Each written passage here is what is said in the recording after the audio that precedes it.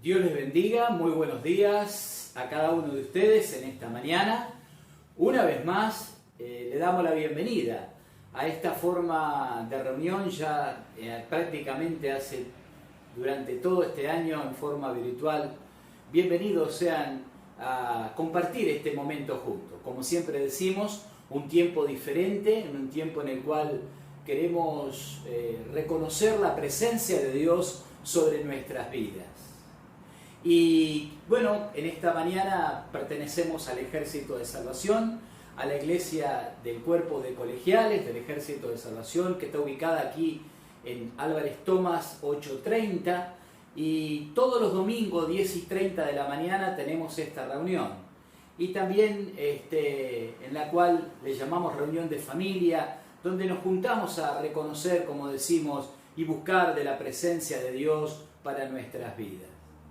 Queremos en esta mañana invitarte a que realmente te puedas unir, si estás allí con tu familia, y podamos compartir juntos. Tenemos una reunión muy especial en este día. Va a haber allí un video que se ha preparado en el cual te invitamos a que puedas invitar allí a tus familiares, que lo pueda compartir, que tiene que ver un poco con nuestra historia del Ejército de Salvación aquí en nuestro territorio, el territorio este de Sudamérica, que estamos cumpliendo 130 años. Así que te invitamos, vamos a tener ese tiempo diferente. También vamos a estar alabando a Dios, escuchando palabra de Dios. Será un tiempo en el cual podemos preparar nuestro corazón para recibir la presencia de Dios, para que Dios pueda estar hablando a nuestras vidas también.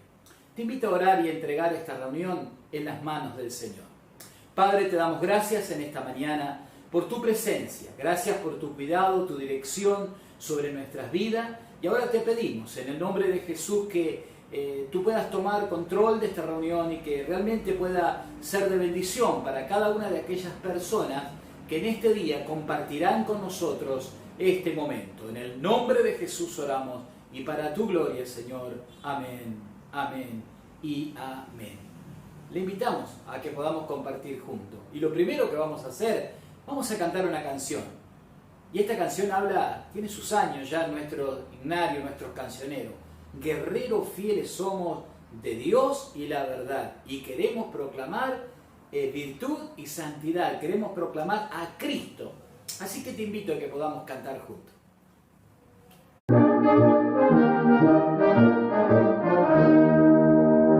Guerreros fieles somos de Dios y la verdad, queremos proclamar virtud y santidad, servir a nuestro Salvador es nuestro noble fin, salgamos valerosos pues ya suena el clarín, sin vacilar marchar, soldados de Jesús, y por la gran lucha armados de virtud, sin dejar correr las almas a salvar, los perdidos en maldad al Salvador llevar, las almas por millones, sin Dios ni salvación, no piensan escapar de eterna perdición, no saben que Jesús murió y salva de maldad, que a todos puede rescatar y darle libertad, sin vacilar marchar, soldados de Jesús, y por la luchar armados de virtud, sin dejar correr las almas a salvar,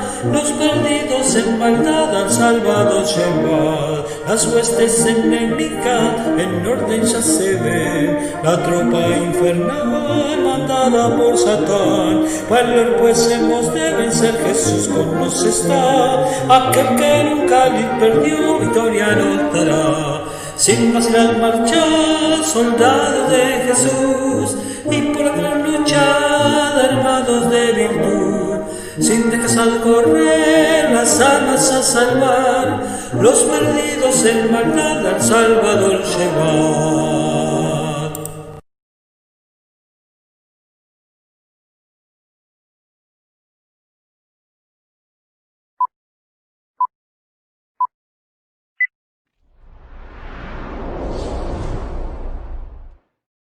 Este ejército de salvación, que surgió como un movimiento evangelístico en Inglaterra, 25 años después y a 12 años del cambio de nombre a Ejército de Salvación, y luego de haber iniciado su labor en 40 países, llega a la Argentina, oficialmente en enero de 1980, año de la desaparición física de la madre del Ejército de Salvación, Catalina Burr.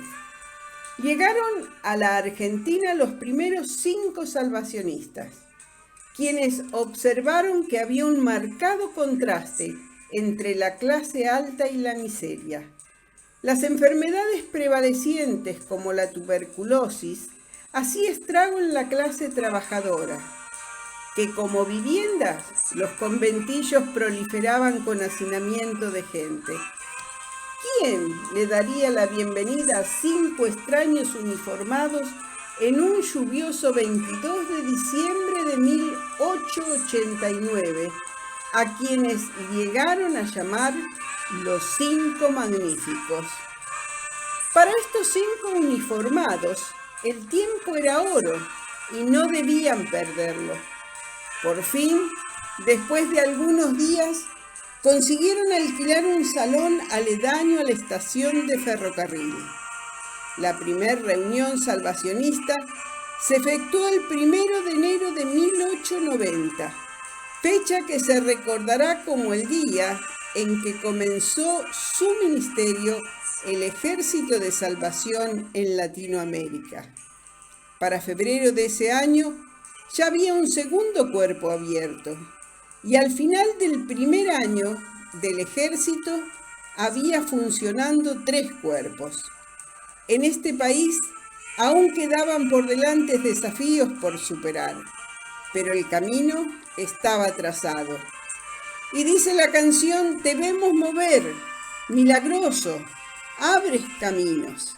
Y llegamos a nuestros días, donde el Ejército de Salvación se ha expandido a través de este territorio con sus iglesias, a través del evangelismo, con un mensaje fresco, obras sociales variadas, cubriendo las necesidades de niños hasta la ancianidad. Y si ustedes desean saber más sobre esta obra de amor, lea El Salvacionista, que allí encontrará todo. Los años pasaron, 130, y nuevas herramientas han sido implementadas con el correr del tiempo y el cambio existente en la sociedad. Hoy veremos parte de ese cambio en actividades que sirvieron como herramienta para el evangelismo. Porque aunque muchos nos conozcan como una institución social, somos esencial y verdaderamente un producto del amor de Dios en nuestras vidas para llevar el Evangelio, y nuestra herramienta principal es lo social. Que podamos expandir el amor de Dios con todas las herramientas que Dios ha puesto a nuestro alcance, para que hombres y mujeres encuentren su camino hacia la cruz de nuestro Señor Jesucristo.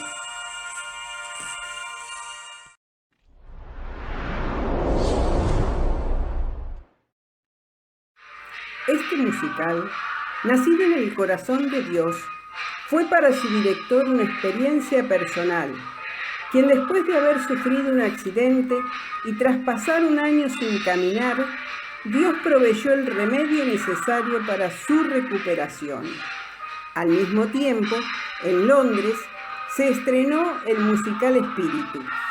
Allí se adquirió el libreto con el propósito de presentarlo en Buenos Aires. Este fue un gran desafío.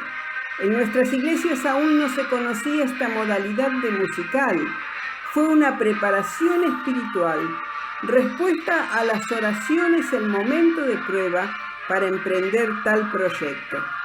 Se formó un comité organizador, convocando camaradas idóneos para tal instrumento evangelizador. La carta de invitación para participar del musical decía: si usted es convertido, desea participar de la variada aventura de servicio y posee una experiencia real del amor de Cristo que lo impulsa a compartir su fe, no lo dude, es la persona que necesitamos. Este musical se autofinanció en todas sus actividades. Además, se efectuaron retiros espirituales, reuniones de acción de gracia, programas de 1 hora cada uno en Radio Belgrano. El musical tenía 120 integrantes, 60 en el escenario y 60 entre el coro, orquesta y técnicos.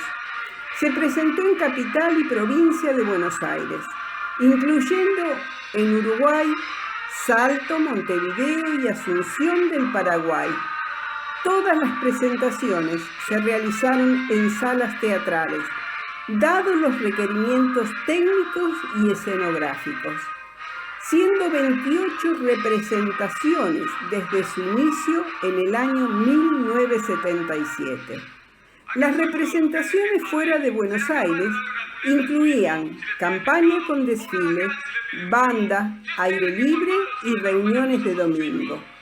Miles de personas de todas las congregaciones llegaron a los pies del Señor en busca de restauración para sus vidas.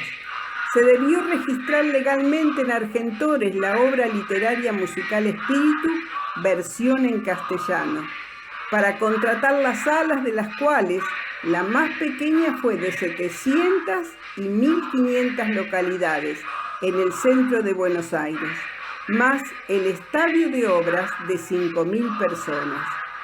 Todas las localidades, siempre por la gracia de Dios, completas.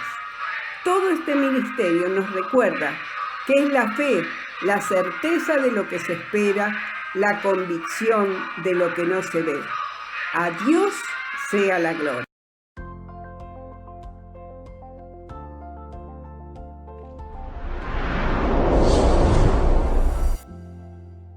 Esta actividad a la que me voy a referir fue una actividad paralela al Congreso de Adultos en Cosquín el año 1999. Se tituló El Ejército que Viene. Fue el primer congreso para niños y adolescentes, donde se les instruyó por medio de talleres, reuniones específicas, recreación con juegos, paseos en micro para conocer la belleza del lugar y juegos en parques, mientras los más grandes tenían competencias físicas y trekking a la montaña. Los dos objetivos principales del Congreso fueron, primero, que niños y jóvenes tuvieran una actividad específica acorde a sus edades y que los llevara a una experiencia espiritual. Segundo, que los padres pudieran disfrutar de las reuniones donde estaba de visita el general Larson. Esos objetivos fueron cumplidos ampliamente y conllevó trabajar 3 días completos con adolescentes y niños. La programación se comenzó 1 año antes para tener todo armado con la debida anticipación. El Departamento de la Juventud Territorial, secretarios de la Juventud de las divisiones y distritos, más un grupo designado de oficiales y soldados, con la participación de los cuerpos, velaron para bendecir la vida de los niños y adolescentes. En esta aventura fueron claves para el desarrollo y éxito de la planificación. Los ensayos de los participantes y especialmente la preparación de la obra final, El Buen Pastor, fueron el broche de oro. La previa fue con un reducido grupo de idóneos oficiales que varios días antes, en el lugar donde se realizó el evento, prepararon y armaron la coreografía para dejar todo dispuesto, esperando la delegación joven en la fecha indicada para ese evento. Todo lo relatado, más mucha oración, llevó a la niñez a tener un encuentro con Dios y adultos ministrando a esa niñez. La asistencia en la reunión diaria oscilaba entre 150 y 120 personas. Los niños se sintieron parte de este congreso que se hizo pensando en sus almas. Muchos de los niños que participaron son los jóvenes matrimonios, jóvenes de hoy y oficiales en este ejército de salvación. Les recuerdo, mas el buen pastor su vida da por las ovejas. Nuestro presente y futuro está en las manos de Dios y de cada uno de nosotros. Finalizo con las palabras de William Booth en su visión del tremendo y oscuro océano de la vida que los humanos debemos atravesar, y que aquellos que se aferran a la roca que es Cristo y han salvado sus vidas deben procurar ayudar a los demás a salir de esta triste situación. Cada uno de nosotros somos parte y se nos da la oportunidad de amar al hermano, no ser indiferente, ya que Dios no mira clase, nacionalidad ni condición. Solo nos pide que miremos a las multitudes agonizantes y estemos ayudando en el cumplimiento de la misión.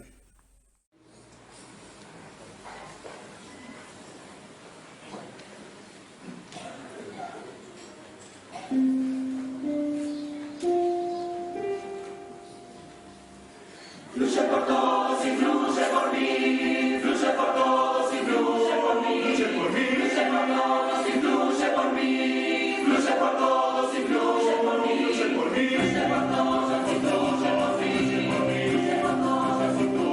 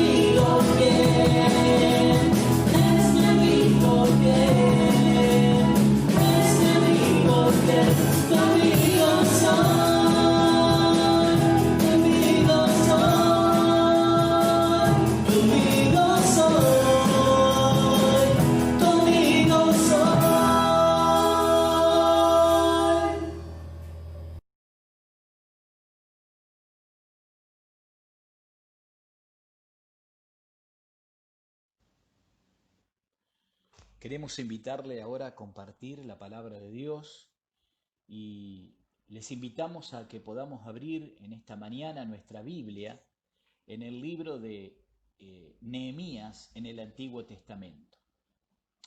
Y este día el título del mensaje es Cuando prospera la obra de Dios.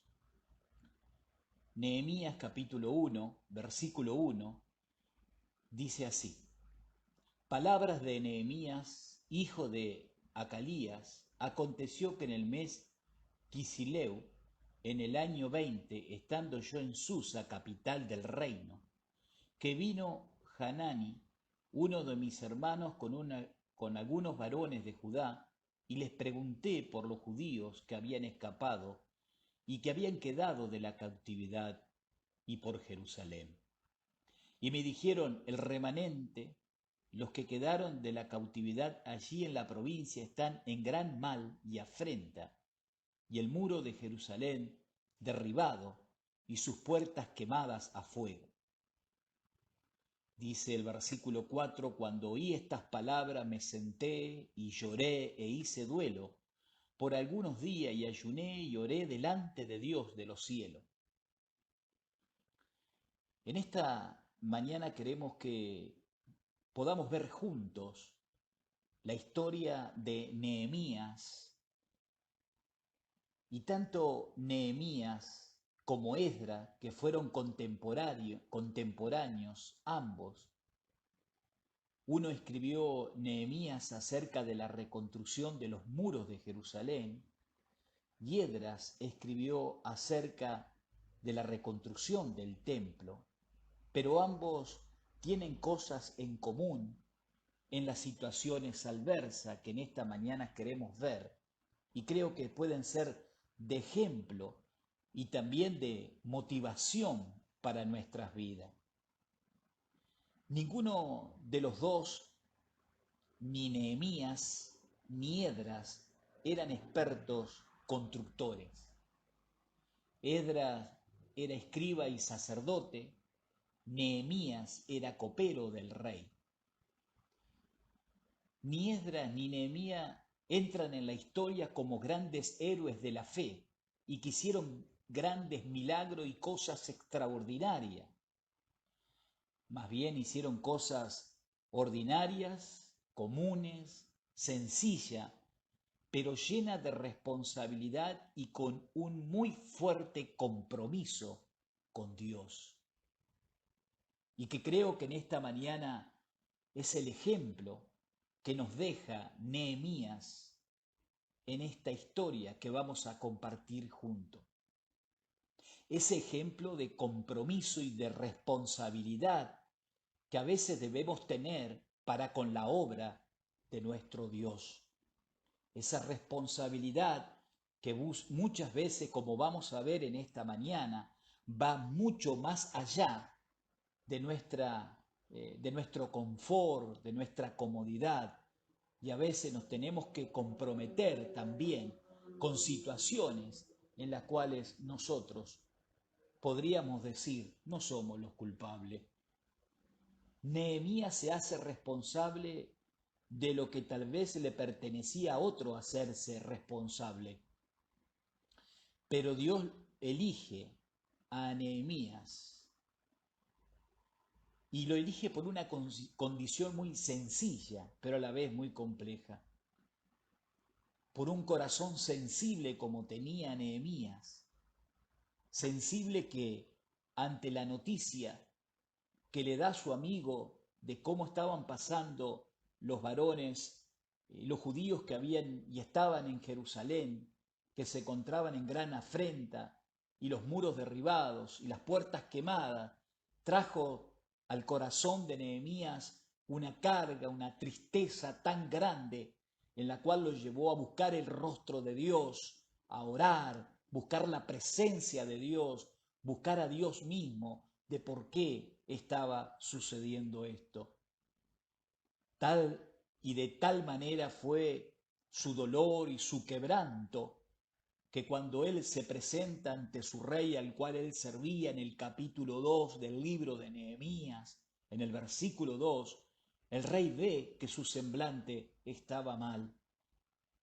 Y dice el rey, ¿por qué estás triste tu rostro? Esto no tiene que ver con enfermedad, dice el rey. Esto es quebranto de corazón. Entonces allí Nehemías, después de haber orado, ayunado y llorado delante de la presencia de Dios por la condición del pueblo y de lo que estaba viviendo el pueblo, intercede ante el rey pidiéndole que le permita volver a Jerusalén, a Judá, para reconstruir los muros. En primer lugar, podemos aprender que Nehemías se hace parte de un problema que bien podría decir, de hecho era así, él no era culpable de la situación que el pueblo estaba viviendo, pero sin embargo, él decide hacerse parte. Lo que hace más loable la tarea de Nehemías y ese llamado de Nehemías y esa carga que él sentía en su corazón es de donde él parte. Él era como decíamos, el copero del rey. Podríamos decir, tenía una vida ordenada, disfrutaba del confort y la seguridad que cualquier familia desea poder tener, pero sin embargo él decide hacerse parte de este problema y aceptar este desafío que él sabría que sería muy grande y que le traería problemas también, pero decide salir de esa situación de confort para priorizar la voluntad de Dios, para priorizar allí el llamado de Dios a su corazón, la carga que él sentía por su pueblo. El texto bíblico nos dice que Nehemías ayunó, oró y lloró delante de la presencia de Dios y buscó el rostro de Dios y se hizo parte de esa situación. Mire lo que nos dice el versículo número 6 y el versículo número 5 del capítulo número 1 de Nehemías, que nos deja como ejemplo a lo que estamos diciendo. Y para cada uno de nosotros, dice Nehemías en el versículo 5, y dije, te ruego, oh Jehová, Dios de los cielos, fuerte, grande, temible, que guarda el pacto y la misericordia de los que le aman y guardan sus mandamientos.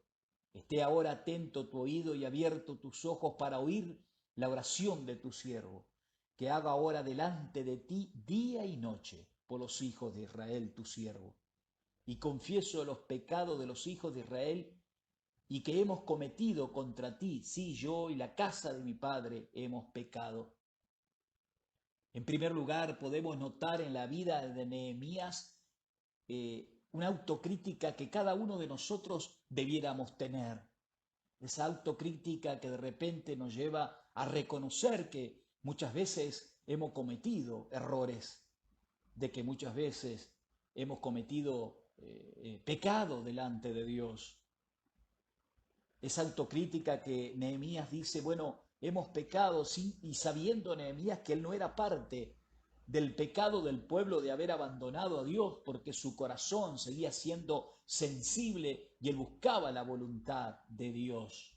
Pero sin embargo, él se hace parte de lo que estaba viviendo el pueblo, porque se transforma, si no tenemos autocrítica y no reaccionamos ante la situación que el pueblo está viviendo y nos paramos desde una posición en la cual nosotros podemos decir, bueno, pero yo estoy bien, yo no soy parte de esto, podemos caer en el pecado de omisión. El pecado de omisión que tiene que ver que por omitir estamos desobedeciendo a Dios. Sin embargo, Nehemías se hace responsable y él siente que lo que el pueblo está viviendo allí en Jerusalén, esa ausencia de Dios en el medio del pueblo, ese alejamiento del pueblo de Dios, él siente que también es parte de eso. Y por eso pide perdón y confiesa allí los pecados del pueblo y sus pecados y pide una oportunidad más delante de la presencia de Dios. Nehemías sabía que se le avecinaba un gran desafío. Él tenía esa capacidad que Dios busca en cada uno de nosotros de que podamos decir, yo no soy el culpable, pero sí me hago responsable, sí tomo el arado y me hago responsable de esta situación. Había dos cosas importantes que Nehemías tenía que hacer. En primer lugar, él tenía que influenciar al pueblo que había perdido el interés de salir de esa condición en la cual se encontraba y que estaba lejos de Dios. Él tenía que motivar a ese pueblo para que realmente volviera a sentir el deseo de poder volver a encontrarse con Dios. Él necesitaba motivar a ese pueblo para que el pueblo sintiera que realmente había abandonado a Dios. En segundo lugar, tenía que elegir sus mejores hombres, idóneos para la tarea, hábiles en la tarea. No significaba que fueran los de mejores conocimientos, sino los que fueran hábiles en la tarea para la reconstrucción de los muros. Ahora, cuando vemos esta fascinante historia, en esa autocrítica que Nehemías se hace una pregunta: ¿qué ha sucedido? ¿Por qué? ¿Y qué ha sucedido para que lleguemos y estemos en la condición en la cual nosotros estamos? Nehemías capítulo 3. Vamos a ver ahora, le invito, si usted tiene su Biblia a mano, a buscar en el versículo 3 y en el versículo 5. ¿Quiénes creyeron en aquel proyecto de Nehemías? Como decíamos, él tenía que motivar al pueblo a que realmente pudieran volverse a Dios y tenía que buscar su mejor hombre para la tarea. Bueno, nos dice allí, ¿y quiénes creyeron en aquel proyecto? Nehemías capítulo 3 nos dice allí en el versículo 3, y los hijos de Sena edificaron las puertas del pescado, y ellos la enmaderaron y levantaron sus puertas con su cerradura y sus cerrojos. Junto a ellos restauró Meremot, hijo de Urías, hijo de Cos. Al lado de ellos restauró Mesulam, hijo de Berequías, hijo de Mesesabel. Junto a ellos restauró Sadoc, hijo de Baná. E inmediato a ellos restauraron los teoquitas. Pero note esta frase, mi querido hermano, en esta mañana: pero sus grandes no se presentaron para ayudar a la obra de su Señor. Pero sus grandes no se presentaron para ayudar a la obra de su Señor. Capaz aquellos que Nehemías pensó que podían ayudarles en la reconstrucción de los muros no tuvieron parte. Capaz aquellos que tenían más influencia y que lideraban dentro del pueblo no quisieron ser parte, no quisieron abandonar su confort, su estabilidad, su seguridad para la reconstrucción de los muros de Jerusalén. Pero sin embargo hay otros, y esos, quisiera decir en esta mañana, no están sus nombres, están solamente como que los grandes no quisieron ser parte de la reconstrucción. Pero sin embargo en el versículo 3 y en el versículo 4 encontramos todos aquellos que tal vez eran los sencillos, que tal vez eran los por ahí los menos considerados. Sin embargo, allí los podemos encontrar sus nombres haciéndose parte de esta reconstrucción de los muros. La palabra de Dios nos enseña muy claro acerca de esto también en Eclesiastés capítulo 9, versículo 11, y nos dice: me volví y vi debajo del sol que ni es de los ligeros la carrera, ni la guerra de los fuertes, ni aun de los sabios el pan, ni de los prudentes, ni la riqueza, ni de lo elocuente el favor, sino que tiempo y ocasión le acontecen a todos. No es de los ligeros, no es de los más fuertes, es realmente de aquellos como Nehemías que sienten la carga en su corazón de hacerse responsable de la situación que el pueblo estaba viviendo. Eso marca la diferencia. Ahora, ¿quiénes se unieron al proyecto como estamos viendo?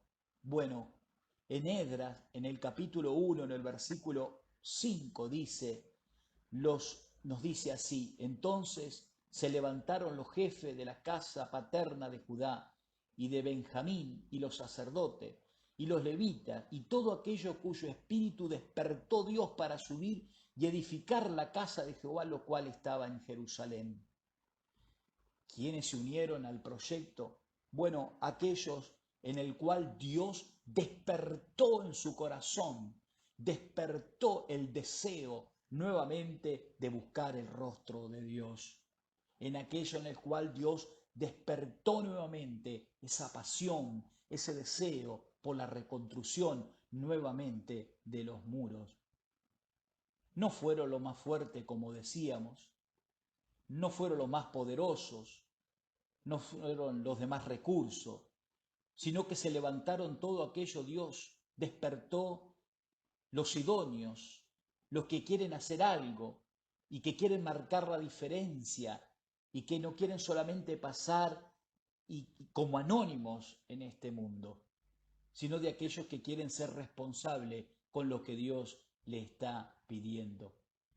El mal, déjeme decirle, mi querido amigo, mi querido hermano en Cristo, en esta mañana, el mal de los que estaban en los israelitas, el mal no era de ellos, no era que fuesen poco, ni que estuviesen o que no tuviesen recursos, es que estaban dormidos a una realidad que lo estaba sucediendo como pueblo y que no se daban cuenta del abandono que le habían hecho a Dios y no querían cambiar esa realidad.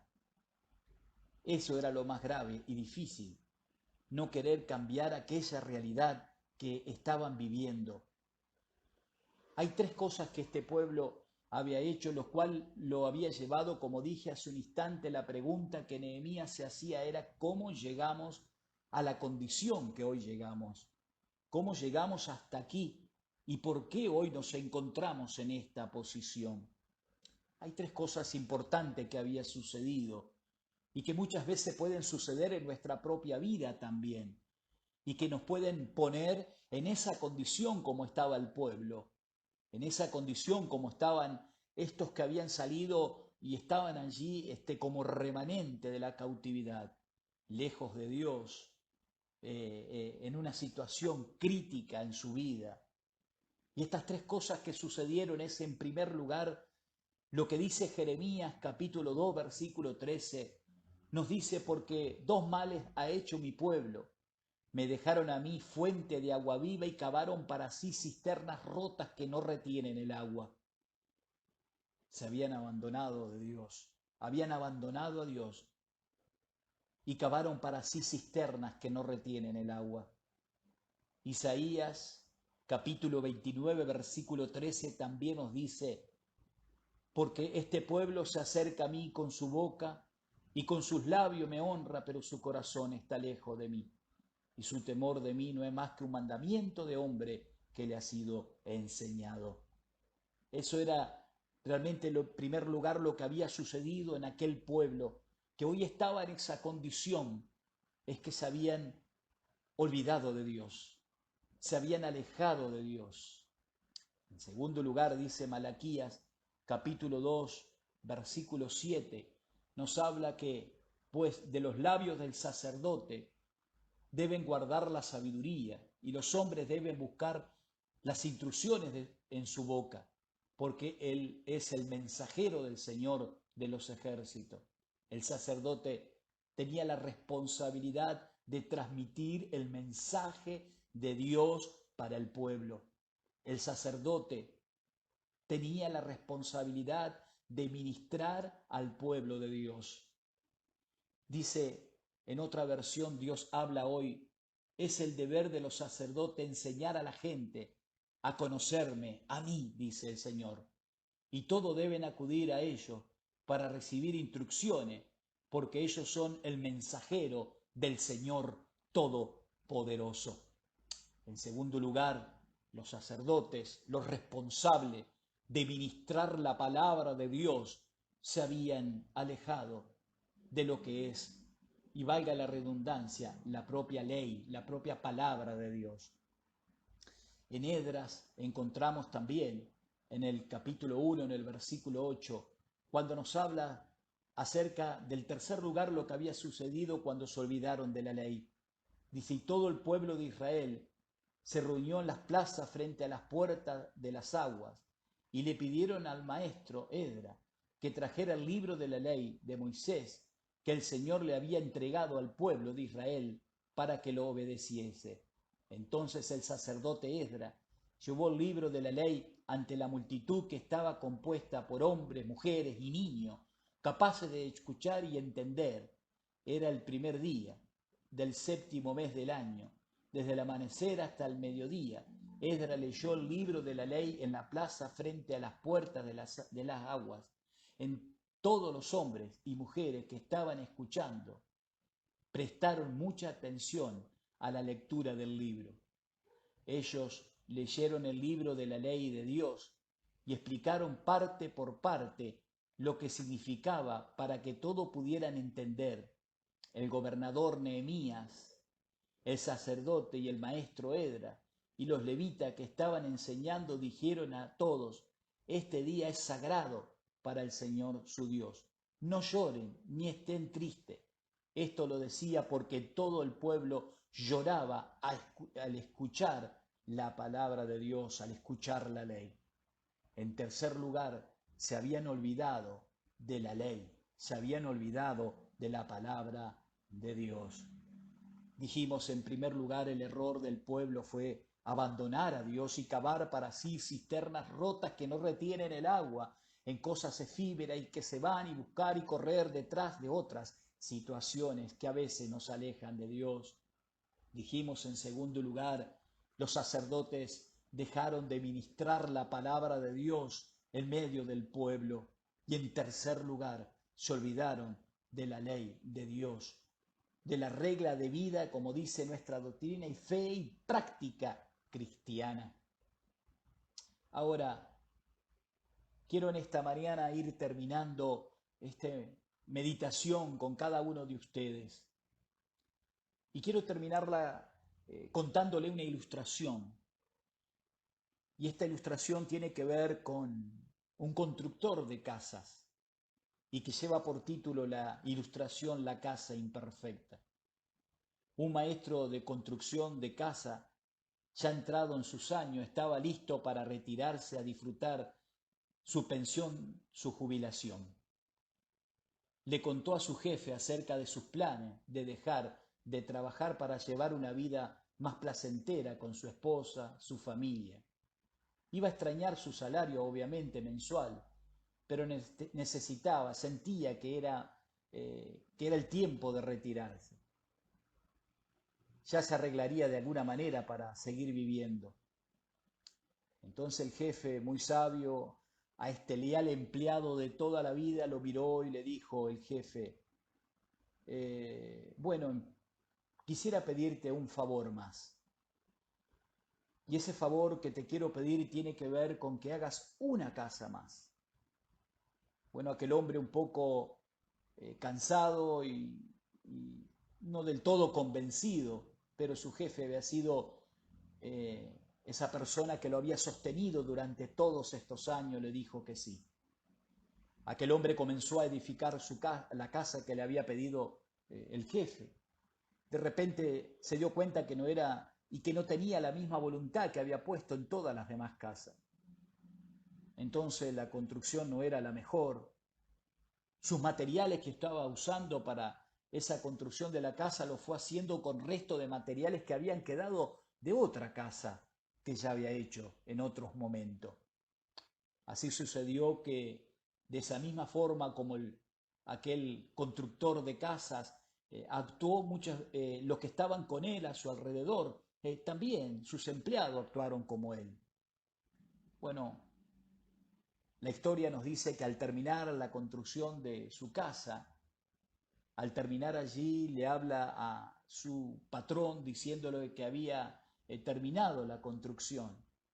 El patrón viene a ver cómo había quedado la construcción y le entrega la llave en sus manos y le dice: mi querido amigo, mi querido empleado fiel y leal, esta es tu casa. Qué tremendo. ¿Cuál es la reflexión ante esto? Lo que hagas en tus días, hazlo con amor, con esfuerzo, poniendo tu corazón, tu mente y alma en ello. Día a día construimos nuestra vida. Las acciones de hoy son el cimiento de nuestra casa del mañana. Vivamos cada día como si fuese el único día que tenemos y lo haremos y lo vivamos de la manera más sabia posible. Si el albañil hubiera sabido que estaba construyendo su propia casa, seguramente la hubiera hecho totalmente diferente.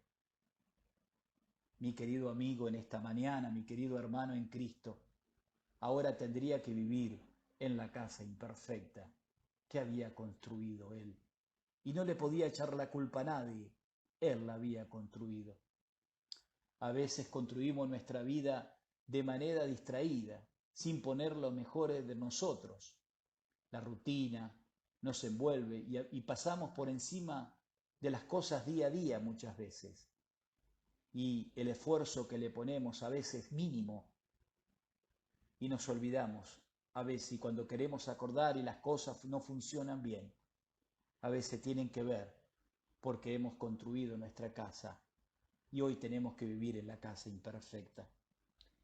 La buena noticia en esta historia que estamos viendo de Nehemías y la reconstrucción de los muros, que Nehemías en el capítulo 1, en el versículo número 9, Dios le dice, y Nehemías le recuerda a Dios, y Dios le dice: pero si os volviere a mí y guardare mis mandamientos y lo pusiere por obra, aunque vuestra dispersión fuere hasta el extremo de los cielos, aunque estén desparramados, pueblo de Dios, aunque estemos lejos de Dios, de allí, dice el Señor, los recogeré y os traeré al lugar que escogí para hacer habitar allí mi nombre. Esa es la gran promesa que hoy tenemos de parte de Dios, mi querido amigo, mi querido hermano en Cristo. Aunque estés lejos de Dios, si Dios ha hablado a tu corazón y si te vuelves a Dios de todo corazón, Él te recoge en sus brazos, Él te recibe en esta mañana. Vamos a orar en este día y queremos orar para que la presencia de Dios, la presencia del Espíritu Santo de Dios pueda acompañarnos, pueda estar allí tocando tu corazón, tocando tu vida en esta mañana, allí en tu casa, con los tuyos. Y si en este día esta historia de Nehemías realmente es una historia motivadora, una historia que nos anima a realmente hacernos responsables de aquellas cosas que a veces están allí esperando que alguien las tome para hacerlas, que alguien las tome para hacerse responsable.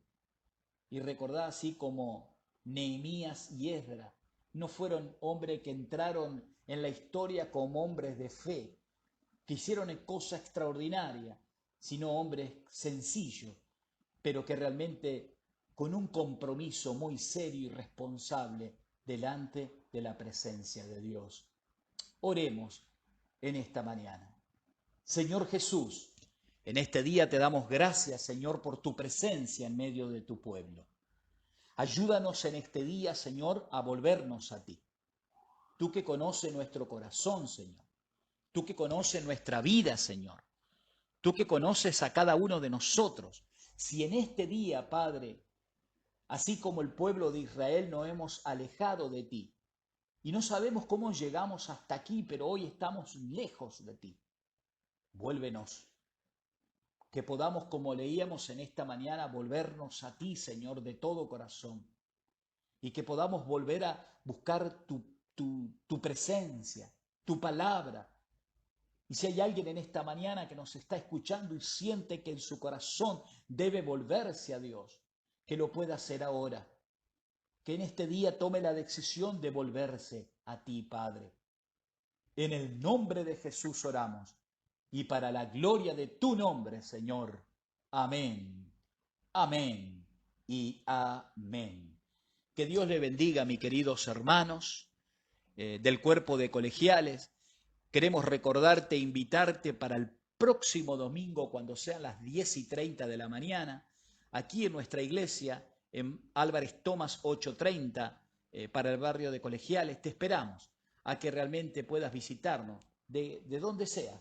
Puedes venir, pero cuando volvamos en forma presencial, en este tiempo lo estamos haciendo en forma virtual, pero queremos invitarte a que puedas compartir con nosotros nuestras reuniones. Palabra de Dios, palabra de ánimo.